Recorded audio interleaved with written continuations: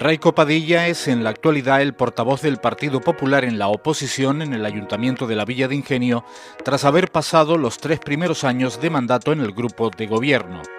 Comenzó en la política con 21 años frente a los 29 que cuenta en la actualidad. Manifiesta que el cine, la lectura y la política son sus grandes pasiones, mientras sigue estudiando Administración de Empresas. Con él hablamos hoy.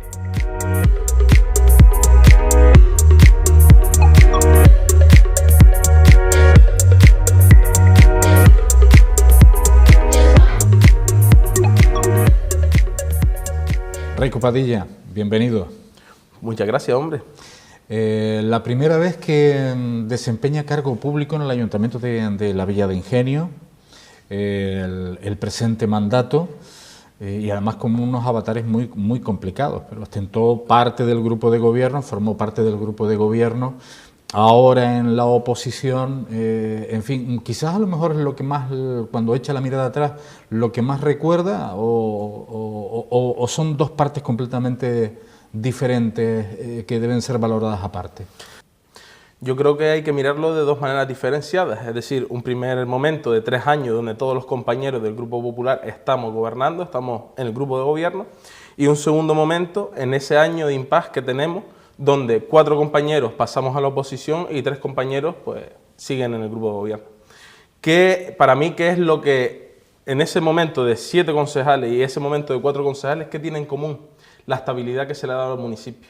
En este caso, tanto gobernando como no gobernando, el Partido Popular siempre ha mirado para que los presupuestos del municipio, por ejemplo, salgan adelante. Los 4 presupuestos, estando, gobernando y sin gobernar, han salido adelante con nuestro voto, porque hemos entendido que era la principal herramienta de nuestro municipio y que si nosotros no estamos ahí, con nuestras aportaciones, por supuesto, pues el municipio se podía quedar un poco a la deriva. Y por eso consideramos que lo que sí puede tener en estas dos etapas muy diferenciadas en común es la estabilidad y la coherencia que hemos tenido en que, aun gobernando y aún sin gobernar, hemos querido sacar adelante ese presupuesto. Por lo tanto, la diferencia de opinión, o como usted lo calificaba, el cisma, ¿queda en un segundo plano cuando se piensa en Ingenio? Debe quedar en un segundo plano. Si bien es cierto que nosotros tenemos nuestras ideas y una serie de cosas que sucedieron, lo que no podemos dejar en segundo plano es nuestro municipio. Entonces, partiendo de esa base y manteniendo esa coherencia, durante 3 años hemos aprobado esos presupuestos, durante los 4 en realidad, 2 gobernando y el tercero y cuarto fueron en la oposición, casi el 50% de esos presupuestos. Siempre dando nosotros nuestra visión, es decir, nosotros presentamos unas enmiendas. Estas últimas, por ejemplo, creíamos que había que apostar más por los colegios de nuestro municipio, apostar más por el plan de empleo para esas personas necesitadas, apostar más por los colectivos, que hubiera un plan de accesibilidad, que es que los edificios municipales no podían acceder las personas con discapacidad. Pues todas esas cosas que quisimos aportar sí se han aceptado, y aceptándose nosotros también comprendemos que Ingenio necesitaba un presupuesto y sobre todo teniendo cada uno de los 4 años el mismo criterio, sin cambiarlo. Le pregunto por la primera parte, que es la parte de gobierno. Decíamos que llega por primera vez a la política, llega por primera vez al Ayuntamiento de la Villa de Ingenio, ha sido responsable de diversas áreas. Cuando mira esa parte específica de este mandato, ¿qué recuerda? Pues mira, la verdad que lo miro con mucha satisfacción y también con muchos sinsabores. No creamos que la política todo es bueno y es bonito. Hay de todo, pasas tus momentos buenos y tus momentos malos. Yo recuerdo momentos muy especiales, por ejemplo, comentaba el otro día también el tema de las escuelas infantiles. Hubo ahí, desde la Mancomunidad del Sureste, y también yo llevaba educación en ese momento, una lucha por el sostenimiento de nuestras escuelas infantiles, de nuestras guarderías en el municipio. Y a pesar de que la lucha no fructificó y el Gobierno de Canarias dio la espalda, pero al final conseguimos, con los padres, los profesionales de las escuelas, los trabajadores municipales y nosotros los políticos, llegar a un acuerdo y conseguir salvarla. Y eso fue un punto de inflexión que no se sabía que iba a pasar, pero con el acuerdo de todos y todos poniendo de nuestra parte conseguimos salvarla. Y por ejemplo me acuerdo que fue una de las cosas más bonitas que recuerdo yo de la legislatura. Por ejemplo, esa... ¿Se esperaba que la política fuera así? La política activa me refiero, porque se dedica a la política desde los 21 años aproximadamente, podríamos decir que son aproximadamente 8 años ya en política, pero aterrizando en la política activa, es decir, en la tarea de gobierno, ¿se esperaba que fuera así? Sinceramente no, porque yo creo que nos pasa a todos, no es una cosa que sea específica de alguien. Uno cree que a lo mejor las cosas son más sencillas desde fuera y no siempre era así. Es decir, uno creía que podía cambiar de una manera más rápida las cosas o que habían funciones que se podían realizar que realmente eran imposibles y te da una cura de humildad en el cuanto a saber hasta dónde son los límites que puedes llegar. Pero por otra parte es muy satisfactorio cuando haces las cosas bien o cuando consigues ayudar a la gente, porque la política tiene que ser resolver los problemas, ayudar a las personas. Entonces cuando realmente estabas ahí, también llevé asuntos sociales, cuando tú veías que tu trabajo repercutía en la mejora de la vida de las personas, pues sí daba cierto grado de satisfacción. No empezó bien, entre comillas, es decir, hay una reivindicación en la calle o varias reivindicaciones en la calle, lo cual no quiere decir que sea negativo, también puede tener su lectura positiva porque se puede escuchar o buscar fórmulas, pero decía, por ejemplo, las escuelas infantiles, escuelas artísticas, etcétera, etcétera, los cuales en esa primera parte del mandato se les buscó solución. Sí, lo que pasa es que también tenemos que plantearnos qué legislatura nos ha tocado gobernar en ese momento que estábamos en el gobierno. La legislatura con la mayor crisis que ha vivido España en democracia. Entonces, claro, partiendo de esa base y las restricciones que teníamos, pues te venían recortes, por ejemplo, ya hablábamos del gobierno de Canarias con el tema de las escuelas infantiles. Después tenías el tema de la escuela de música, por ejemplo, que es otra cosa totalmente diferente. Es que los trabajadores no estaban contratados de manera indefinida, sino eran contratos parciales que ya la ley no te permitía renovarlos. Entonces te encuentras contra una imposibilidad legal, es decir, por mucho que uno quiera, hay que cumplir las leyes están para cumplirlas. Entonces nos encontramos con eso, intentamos buscar empresas dando mucho dinero, más de 200.000 euros, para que empresas cogieran esa escuela de música y con el compromiso de que esos trabajadores se mantuvieran y fue imposible. Ninguna empresa quería quedarse con esos trabajadores que iban a pasar a cobrar porque son licenciados y diplomados, como cualquier ingeniero o arquitecto de la administración pública. Entonces, claro, las empresas se ven ante esa situación y no quisieron acceder al pliego de condiciones. Se buscó una tercera vía, fue un poco tarde, la verdad, tengo que reconocerlo, pero no se pudo hacer antes, que fue con traspasar la escuela a la Sociedad Musical Villa de Ingenio. Y yo creo que el tiempo nos dará la razón y les dará sobre todo a ellos la razón, que lo dijeron desde el primer momento, que es una muy buena forma de, por un lado, crear cantera a esa Sociedad Musical Villa de Ingenio, que es un germen muy importante de la música de este municipio, y por otro, que la formación siga adelante con unos costes razonables. Es decir, la verdad que es mucho menos de lo que costaba antes la escuela, se hace un gran trabajo y sobre todo existe cantera y continuidad a los colectivos. También pasa lo mismo con el tema de las corales, que también tienen la formación musical y tienen cantera, porque eso se había roto en el momento en que se crea la escuela, porque ya la cantera no fluye hacia los colectivos, ahora ha vuelto a fluir y ha solucionado otra parte del problema, con sus ventajas y sus inconvenientes, pero lo vemos muy positivo en esos puntos. Desde un principio comienzan las diferencias, usted me explicará si realmente las había dentro del seno del grupo de gobierno, con un anuncio, insisto, desde el principio, no a la tercera pista, después un rechazo sustancial, frontal, al área sensible decretada por parte del Cabildo de Gran Canaria con respecto al sector del taxi, en el propio aeropuerto también. ¿Cuál fue su posicionamiento o su pensamiento en ese momento? Bueno, nosotros dentro del grupo, y eso, ahí están las hemerotecas y ahí están las actas del pleno, con lo cual se puede ver. En esos puntos siempre fuimos unánimes. Todo el Partido Popular local, en ese momento, los 7 concejales, votamos en el mismo sentido. Por un lado, del no a esa tercera pista y por otro lado, el tema de que era bastante injusto lo que se estaba realizando en ese momento con el aeropuerto. Con lo cual yo esas divergencias de base no las había internamente. O sea que por ahí no pueden venir los tiros. Y nunca podrán venir los tiros porque las hemerotecas y sobre todo las actas del pleno, que es donde se muestra cuál fue nuestra intención de voto, y siempre fue unánime, es decir, siempre fuimos en la misma línea. El tema de la tercera pista, yo ya creo que es un tema que a día de hoy ya no está vigente. ¿Por qué? Porque se ha traspasado, el problema vendrá dentro de 30 años o 20 años, que es cuando se ha traspasado el problema. AENA ha considerado que hasta 2030, 2040, ese tema no es prioritario. Entonces ahora mismo yo creo que podremos hablar, se puede hablar de lo que quieran, pero que no es un problema actual que tengamos el municipio, que sí hay que pensar que a largo plazo eso está ahí, pero que a día de hoy hay problemas mucho más importantes que tratar.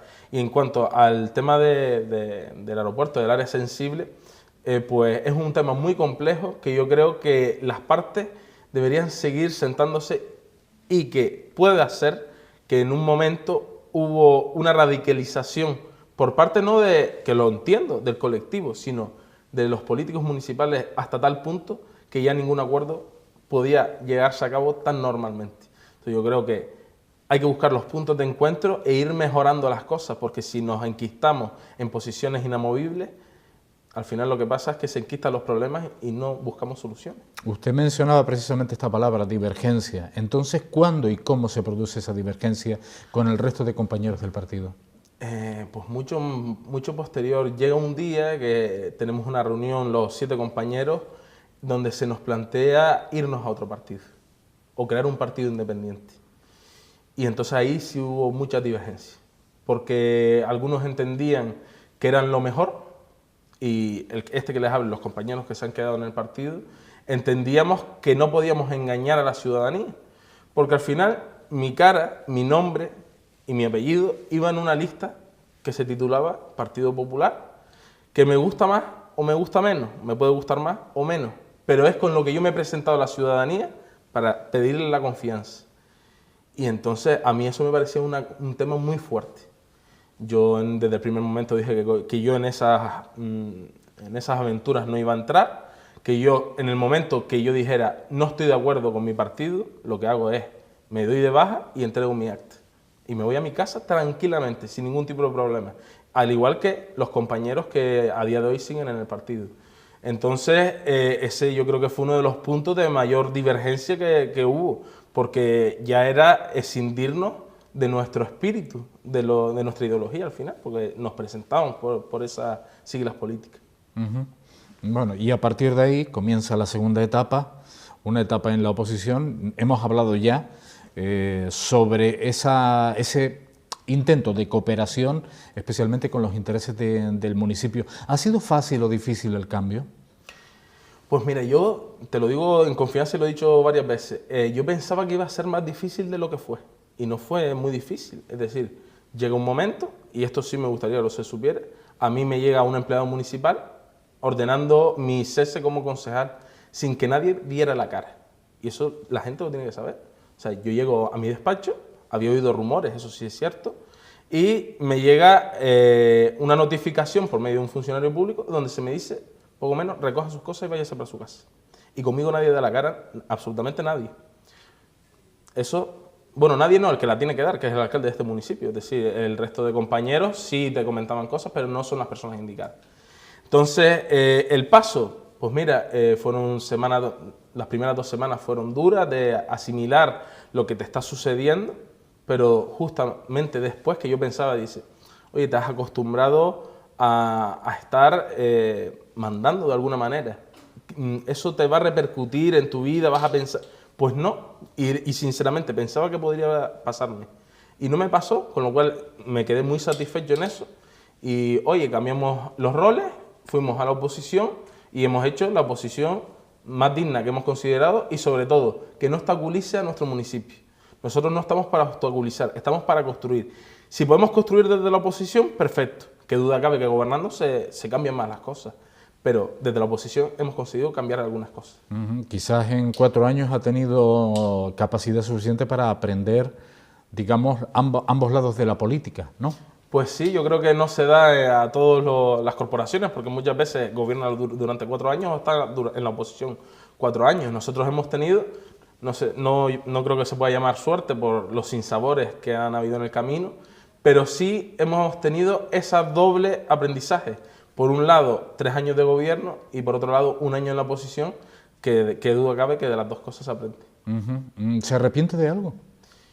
No. Pido perdón si me he equivocado en algo, eso sí, pero yo creo que arrepentirse no lleva a nada. Además, lo hecho está. Puedo pedir perdón porque yo estoy seguro que me he equivocado en cosas y lo pido. Pero arrepentirme yo creo que es una cosa que no lleva a ningún sitio. Hemos analizado quizás los aspectos más escabrosos, ¿no?, de un mandato, con una decisión, pero cuando mira para atrás, antes hablaba del tema de las escuelas, que el tiempo podrá dar la razón. Yo creo que también hay evidencias de que hay fórmulas que están funcionando muy bien, pero cuando mira globalmente en lo personal, quizás en la vivencia personal, ¿qué le agrada más recordar? En lo personal, ya vuelvo y repito, cuando tu trabajo ya sea, normalmente eso lo achaco más a la parte que uno estaba gobernando, sobre todo porque llevaba concejalías muy humanas, educación, mejorando esos colegios, porque al final esos niños están más seguros o hay más higiene en el centro. Ya te digo, un caso porque lo he vivido. El Colegio Doctor Espino, que fue donde yo estudié, se cambiaron totalmente los baños. En esos baños llevan 40 años iguales. Mi padre estudió en ese colegio y esos baños seguían. Yo estudié y esos baños seguían. Hasta hace 2 años, 3 años, esos baños siguieron. Y tú poder ver cómo cambias la realidad y ya se queda una cosa no solo moderna, porque la modernidad está muy bien, pero sobre todo salubre. Se queda una cosa bien hecha y salubre para la posteridad. Pues ahí te da un regocijo interno de, oye, estamos dejando algo. El tema de las ayudas de emergencia social. Ojalá no existieran, porque eso significa que todo el mundo no las necesita. Pero ya que existen, ¿qué hicimos? Una de las cosas que hicimos desde la concejalía, incrementarlas entre un 30 y un 50% las cantidades. No te hablo ya de que haya más dinero, sino que cuando eres, te la van a dar porque te corresponde por ley, que te den más dinero, porque no llegaba, o sea, durante 10 años no se habían cambiado y a lo mejor una compra por 90 euros no era real. Un caso, una familia de 6 miembros, que no suelen darse mucho, le daban 150 euros. Después de realizar eso le daban 300. Una compra de 300 euros es el doble que una de 150. Ayudabas, entendías que ayudabas más, no porque pusieras más dinero, sino porque además la ayuda era mayor. Después volvemos a los colectivos. Ahí sí que tuvimos que hacer unos ajustes y ahora en estos 2 últimos presupuestos se les está incrementando, ya se han incrementado 11.000 euros a los colectivos otra vez, del esfuerzo que hicieron, siempre diciéndole que eran para los servicios sociales, siempre partiendo de esa base que, oye, son uno de los momentos más difíciles de Ingenio, tenemos que estar todos, y los colectivos culturales y deportivos estuvieron, y eso hay que ponerlo en valor. O el Banco de Alimentos, ese convenio que firmamos nada más entrar mi compañera Romina González, todas esas cosas que al final ayudas activamente en la vida de las personas, es con lo que yo me quedo. Le hago una pregunta con una respuesta muy corta, si es posible, para terminar. Con la experiencia acumulada en 4 años, ¿Raico Padilla tiene vocación de continuar? Tiene vocación de continuar, sobre todo porque he aprendido mucho de lo que no debes hacer y mucho de lo que debes hacer. Y con esa experiencia acumulada en estos 4 años, de las 2 posiciones, de la oposición y del gobierno, yo creo que estamos capacitados para continuar. Raico Padilla, muchísimas gracias por haber estado aquí con nosotros compartiendo este rato de televisión y de conversación. Muchas gracias a ti, a este canal y nada, que todos los vecinos pues vean un poco la dinámica del municipio durante estos 4 años. Es nuestro propósito. Gracias.